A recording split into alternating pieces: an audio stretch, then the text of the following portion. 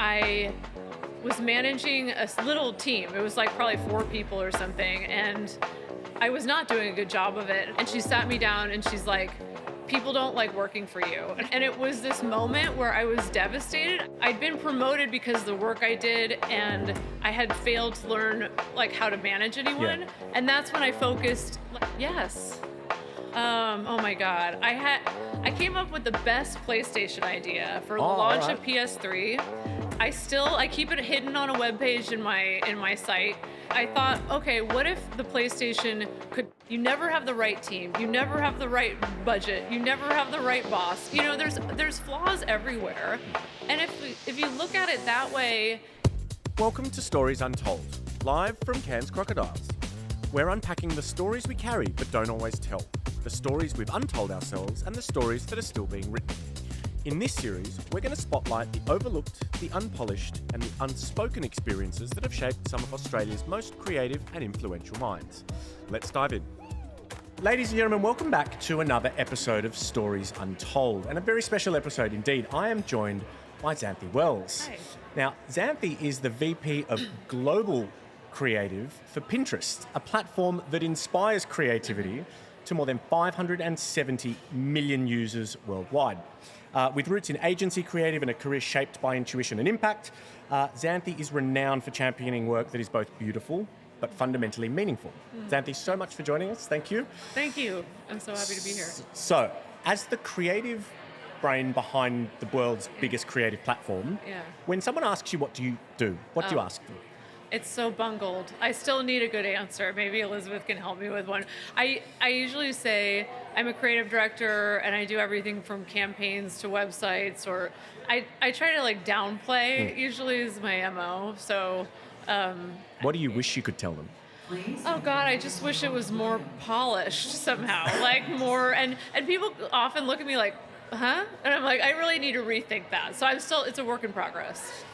What's a story that rarely gets airtime about you, but says everything about who you are? I would say that I'm into the work. Like I don't like lead from afar. I lead from deep within the team, and I care so much about the people I work with. Like I have affection for the people I work with, and I also believe that the devil's in the details, and it's hard because sometimes people expect you to be at a certain level or what they think is an altitude that you should have because of your title. Yeah. But I'm in edits. I'm looking at experiences for Cannes. I'm trying to look at all the details and make sense of them and how they relate to the brand. So I don't know how to do this job without being in it, like fully in it. Yeah. So, yeah. How do you ladder between the stratosphere and the trenches so quickly in a role like yours? A lot of context switching. I think Google was great training for that because I had so many stakeholders across Google because of devices and services. It was platforms and ecosystems. It was our worldwide CMO. It was all these different people. And so I got good at kind of going high and going deep. Yeah. And I'm grateful for that experience. I prefer this environment where I can get into the work, have so much fun with the teams, make stuff myself. I have not stopped using Photoshop, even though I should be using Figma, but I'm always playing with tools. Like I just love making things. If you look back at your career and the road that you've paved, was there a moment that's sort of a really clear juncture between a before and after, one of those crucible moments that has shaped who you are as a leader now? Yeah. I had first started managing people. I was a associate creative director at Chiat Day in LA, and I was managing a little team. It was like probably 4 people or something, and I was not doing a good job of it. And I remember this lovely woman named Amy Panzarasa worked in HR, and she sat me down and she's like, people don't like working for you. And I was like, wait, the 4 people? Like what? And it was this moment where I was devastated. I hadn't seen it at all, but I'd been promoted because of the work I did, and I had failed to learn like how to manage anyone. Yeah. And that's when I focused like basically only on that. I was like, I have to figure this out because it's the only way to scale the kind of ideas I want to bring into the world. So I think that was a big turning point. And what changed about you? Like, what was the baggage that you let go of, or the Yeah. things that you picked up? Well, I think it was putting myself second. Like I'd been, a really good art director and gotten a lot of praise and awards and stuff. And I just said, you know what, I need to like park that because that's attached to me as a single person. And I have to reorient that energy to my team. And it's like absolutely your servant leadership. Like I fully subscribe to that. Like I think that's super important. And if I were to ask your team, we have a lot of the Pinterest folk here watching, what it's like working with Zanthy, what do you think they'd tell me? Oh God, I really don't know, and I try to not think about it because it's too much.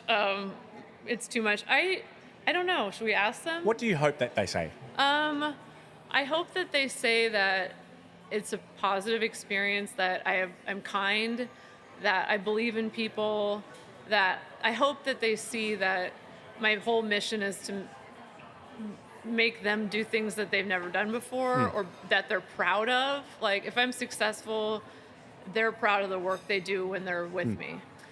Is there a project or a creative or an execution that you're really proud of that never saw the light of day? Yes. Oh my God. I came up with the best PlayStation idea for the launch of PS3. I keep it hidden on a webpage in my site. I thought, okay, what if the PlayStation could talk to you? Like what messages would it send out in the universe? Yeah. And so it was all this like crazy looking coded shit, like all these colors. I was really into like German graphic design and Japanese graphic design at the time. This is like probably 2008, I don't know, whenever PS3 came out. And I created this like huge poster of it all said hello in different weird ways. And then I used all the media that I like, out of home boards, all the different sizes of media from banner ads, out of home boards, and I cut up the poster and I made it was like a giant treasure hunt. So I imagined like all these billboards and you could piece together. And when you pieced it together, and then this brilliant guy named Glenn Sanders made a language out of the PlayStation symbols. So we layered that on, so you could kind of like all these Easter eggs. Yeah, and it was like the coolest thing. And I still wish we'd made it. And I think it died because it literally blew over. Like people were just like, I don't know how we do it. And I was so young and inexperienced that I didn't know how to guide it, and I still want to do something like that. Did you find that I'm always curious, like, do you find that that's a common shortfall of ours, that anything that can't be understood in 5 seconds is instantly discarded? No, some brilliant ideas take a bit of cognitive capacity. Yes.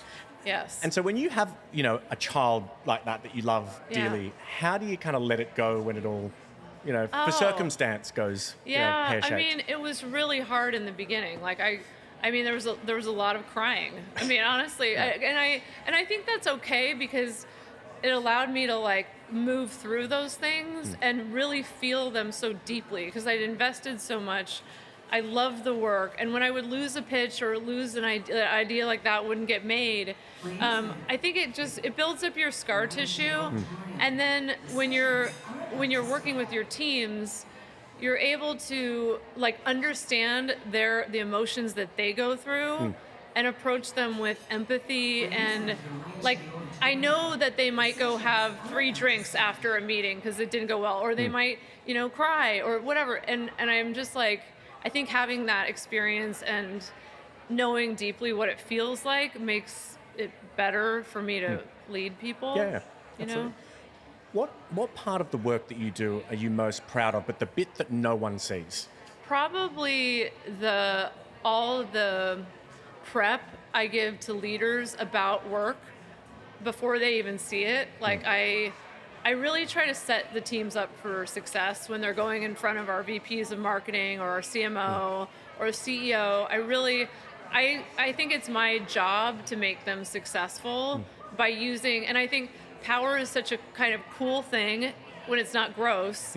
It can be that you can say a couple sentences about some work you're about to see and you give them context. So they walk in and, CMOs and leaders are very used to things being done and like fast. And it's like, okay, this may not be, totally right, but here's what it is. And I think that's been the most helpful, is having those relationships where they trust me. If I say, hey, it's not right yet, then they won't go into like all the things that need to be fixed. So it gives the teams a little grace. So And why is I find that such a great response. Why is the sort of the priming, right? The priming that you do, why is that the thing that fills your cup so much? because I see it so successful. It makes me so happy when one of the leaders, the decision makers come in, and I can tell that they're thinking about the work through that context, or they're gentle with the team. I might say, look, this team has really been struggling. Like that we need to show you to keep the review cycles going, but like tread lightly, please. Yeah. Or our CMO, I'm like, hey, the copy's not done. Like this is just placeholder. She might still have comments because she's Andrea, but still, I feel like there's a grace that I can give the teams that makes them successful, and they really don't ever see that. I mean, it's weird to talk about it, Yeah. But I think it's a beautiful answer, leading with compassion and empathy. Thanks. Beyond those two things, what do you look for in your leaders? I look for, I think, resourcefulness, optimism, no ego, and I think they can't think anything's too small for them. You're not above anything. Yeah, like it's kind of like you have to, if you're designing a placemat, I always talk about this with one of our ECDs, Becca, and she started designing placemats in Las Vegas for restaurants, and like she still treats everything like making a really great placemat. Like it's whatever's in front of you, make it great, and don't try to stack people underneath you so you can recline. Like I'm not reclined. Yeah. I'm like in it. And so I expect my leaders to really be in it and really care about every little bit of it. Yeah.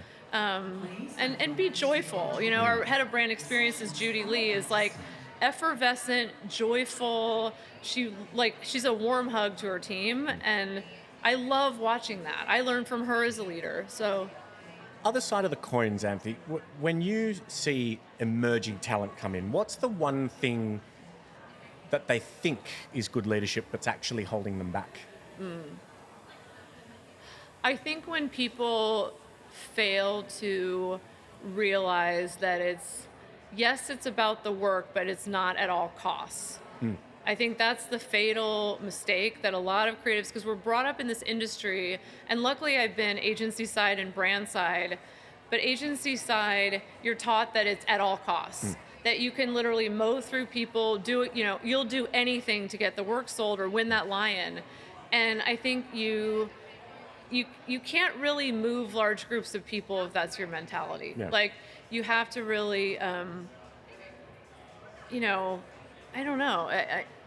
I think people can't think of the work like it's just the work. It has to be the other. It's 50% is working with other people in collaboration. You're playing a longer game. Yeah, I think so. Yeah. So Too often we're not conscious of the collateral damage. Yeah. So in that transition from agency, to client, were there sort of stories that you told yourself that you had to unlearn and untell as you moved into to big corporate? Yeah.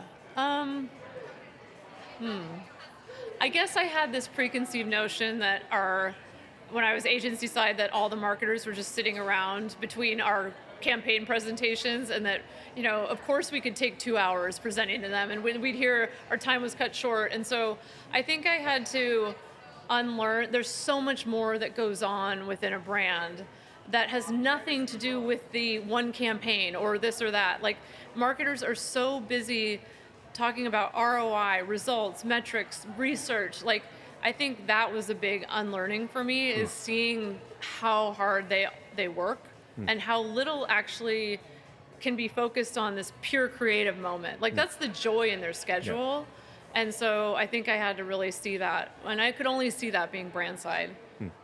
Let's talk about brands for a minute. Yeah. Same question, but abstracted from a leader to a brand. What's the narrative that we are convincing ourselves of as brands that is just holding us back from magnetic interaction with our customers? Oh God, I think there's a lot. I think the commercial is highly overrated. Like start there. I think films are important, but I can't tell you how many times the talent doesn't seem to go to some of the other parts of this, which is social, which is digital, which is like everybody's focused on a TV spot. I've made like 1,000 TV spots. I don't care if I make another TV spot. They're great. I love making them, but I'm like, where else can you be interesting? You know, and it doesn't cost a lot, and it just have to be inventive. And so I'm always kind of like scratching my head, like, why isn't more talent flock to where there's white space? Like, as a creative, I would never want to go work on Nike. I cannot beat the work that has been done on Nike. Full stop. Yeah, it's come in and maintain. I mean? Yeah, do like, as good. Yeah, do as good. But and I find it more interesting when you can go be inventive in a place no one saw coming. You know. So okay. Yeah. So overvaluing TV spots. What else? Yeah. Well, matching luggage. I can't. What do you mean by stand that?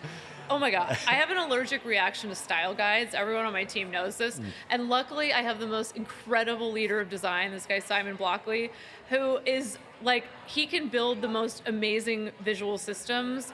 But it's been really hard for me because I look at like what an audience sees, and they don't see the matching luggage. You have to like fit the medium. Like you have to like adjust exactly to that. And sometimes it means putting a back seat to like exactly how you've done things, and I think a lot of ideas die because someone will say, that's not on brand. Like, what does that mean? Like, give me an example. And is that statement the thing you want to kill this idea with? Or do you want to be inventive and different and seen? Like, you're begging for attention. Why would you want to match luggage all the time? And brands are like people, right? And we don't speak to people in monotonic tone. Exactly. Right? There's variability, you know? Yeah. Yet we sort of force fit these tiny little keyholes. Yes. Yeah. If you could wave your magic wand and teach everybody in creative branding 3 things, what would they be? Oh God, don't take yourself so seriously. This business is so fun if you let it be fun. Like, you play, you discover, you don't get pretentious, you don't get self-important. You have to like keep being a kid. Like, we get to work in creative. I'm like, how did that, I mean, that's a miracle. Like, I feel so lucky, you know, and I sometimes I've met with a lot of like, you know, in the outside, like just a lot of like the attitude or ego. And I'm like, that's such a misuse of this amazing field we get to be in. Like, don't make it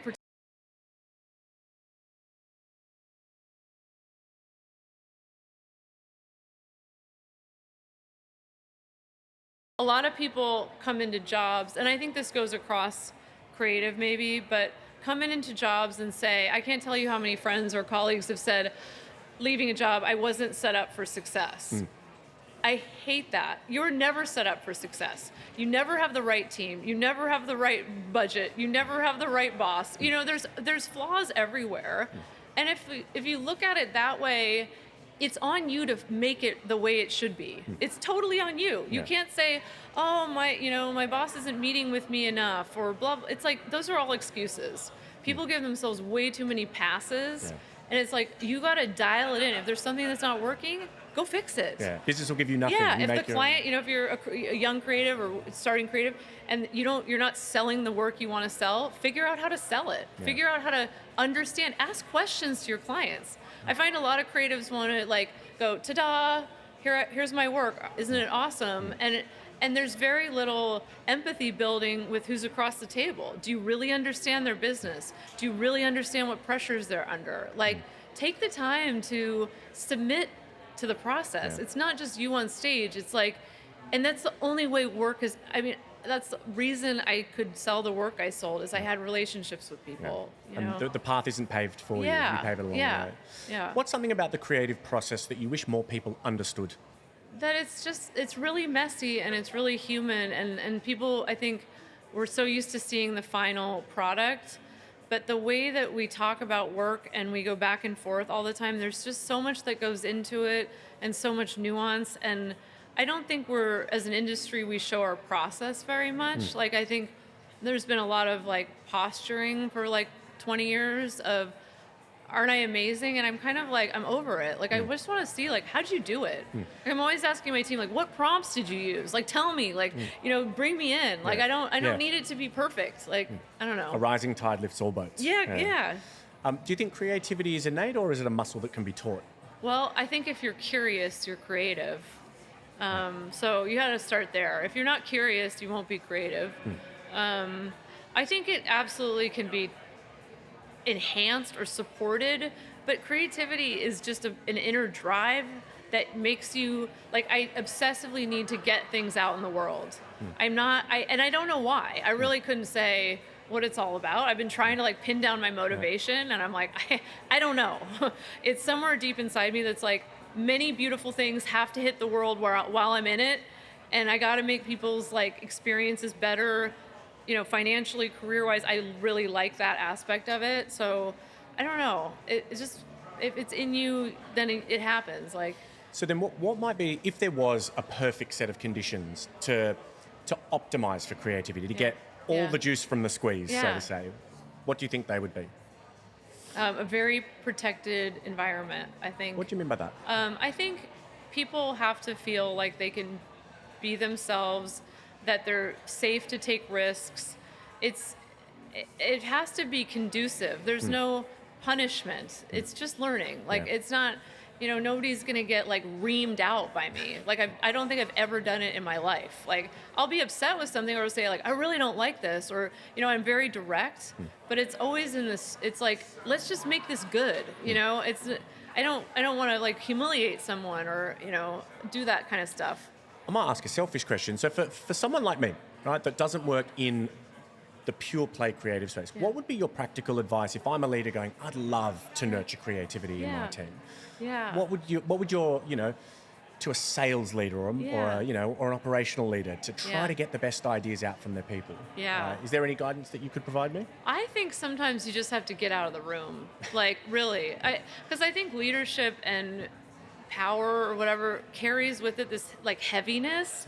Like, I'm dying to be in some of our Slack channels that I know the team is having, but I know if I go there, the conversation's going to change because it's just natural. People like, even though I'm like, I'm one of you guys, like, well, let's do it together. Like, I think that, I don't know. I think getting out of the way and truly like never punish anyone. Never use an example as a negative. Like, you've got to keep it positive, and any of the conversations that you have to help shape and guide have to be done with empathy and trust. And then I think it's like, it will do its magic. If people feel safe, it's so rare in corporate environments that people feel safe. And I'm not saying that my team is like, I feel 100% safe. I'm sure there's a lot of people that don't, but that's my goal. Yeah, the ambition. Yeah. Has your mental model of creativity changed over your career? I don't know. I just think everything's creative. Like, everything can be creative. I don't know that it's shifted over my career. Where do you draw your creative inspiration? I'm fascinated to know. I don't know. It's a good question. I need a lot of time alone. I'm a processor. I'm an introvert when I'm not playing in front of a live audience. Playing an extrovert. I process a lot of things. I'll replay conversations. I spent my childhood looking at art books and just alone. I didn't have brothers or sisters, so I was always looking at photo albums or art books or drawing, and so I that's what I have to do. Like, I have very little social life because it's too much. I can't, like, you've got to drink from the proverbial fire hydrant. Yeah, and that's when I think about all the inputs, What's something that's genuinely surprised and delighted you that you just saw was 10 out of 10 creativity in the most unassuming of places? I mean, I know this is like a really overused example, but like, I'm so jealous of Liquid Death. I'm deeply jealous. Yeah. Like, hearing Mike Cesario talk about him looking at the water category, he goes to an extreme sports event, and all these guys had cans of like Red Bull or Monster. It was Monster, and they had little tiny type at the bottom that said water. And he gets, he starts to think, because they can't drink energy drinks all day, right? And the fact that he did that, and like, I'm just 10 out of 10. Yeah.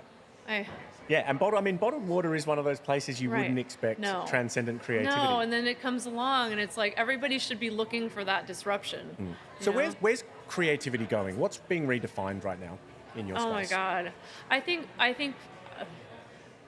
that it's being democratized in the biggest, most amazing way. I mean, let's just start in our industry with writers, advertising writers, copywriters.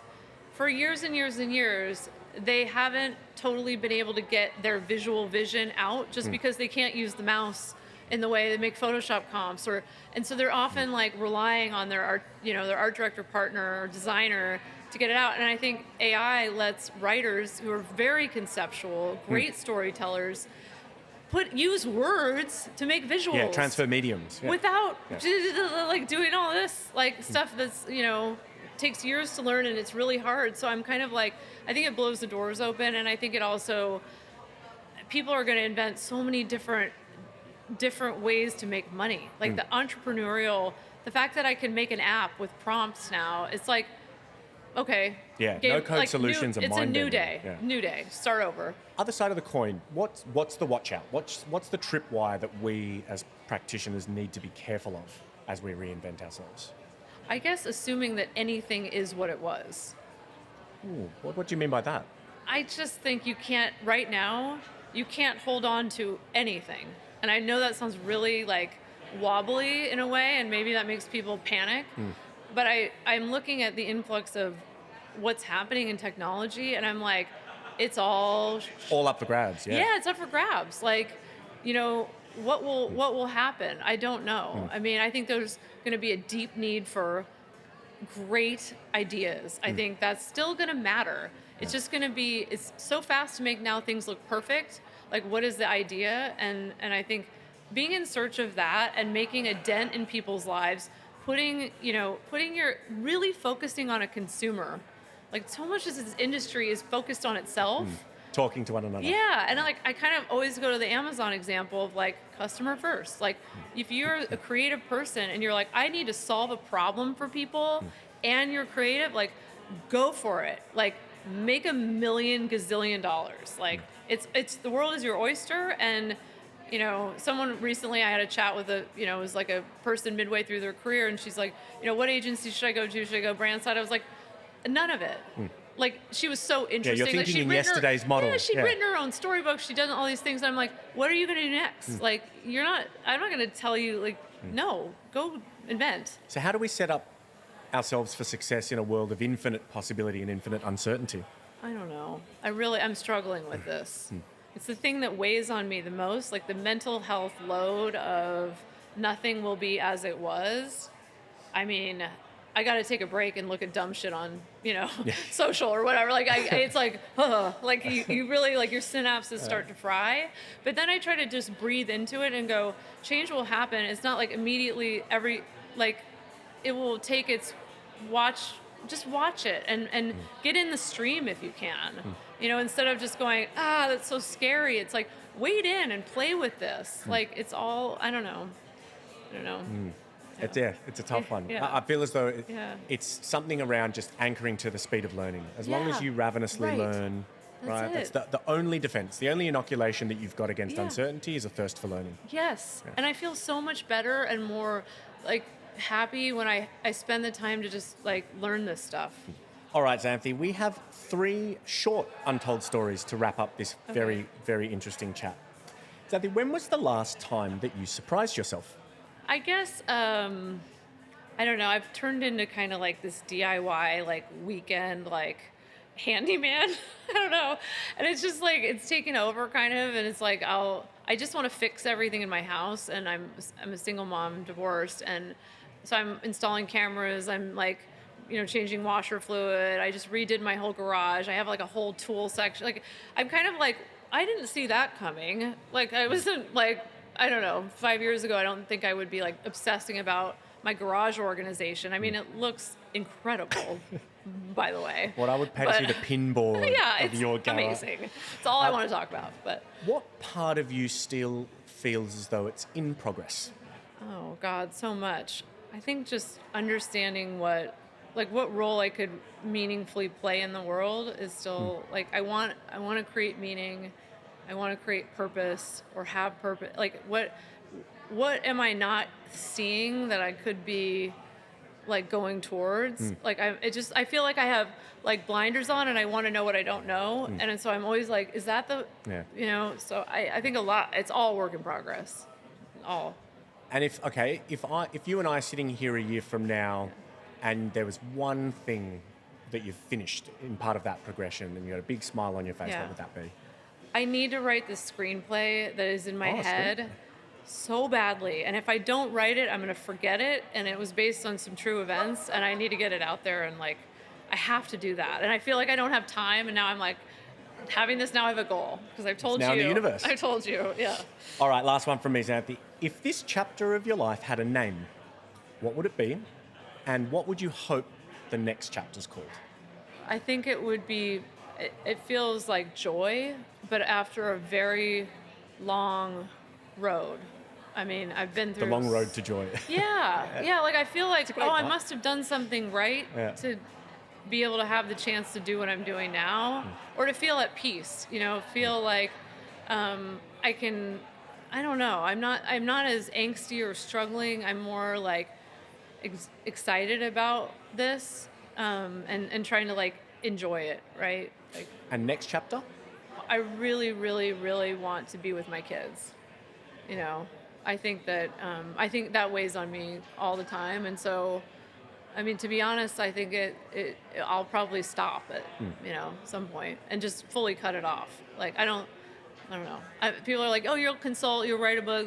I'm like, nope, I won't. I'll be doing DIY projects, picking my kids up from school, or counseling my daughter when she becomes a teenager. Like that's what I really want to do. Well, if your kids get half the care and compassion that I can see your team get, they're lucky kids. Oh, thanks. Zanthy, thank you so much Thank for joining you. us. It's been an absolute delight. Such interesting questions. I Ladies loved and it. gentlemen, Thank Zanthy you. Wells. Thank you.